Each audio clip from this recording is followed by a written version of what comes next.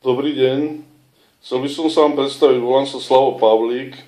a chcel by som vám povedať niekoľko slov o tom, ako som sa dostal k Empower Network.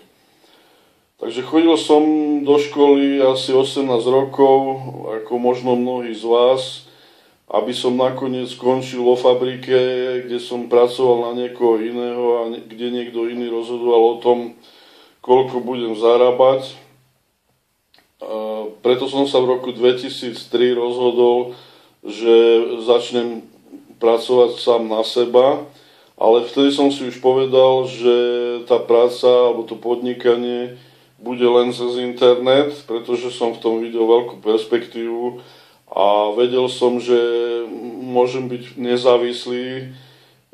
proste od miesta, kde budem robiť.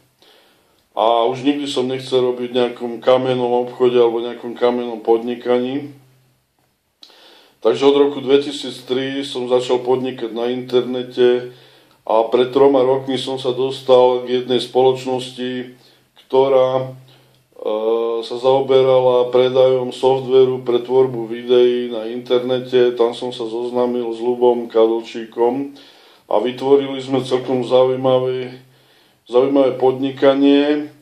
ale nakoniec vzhľadom na rôzne peripetie okolo toho sme sa rozhodli hľadať niečo iné, takisto cez internet a sme sa dostali k spoločnosti Empower Network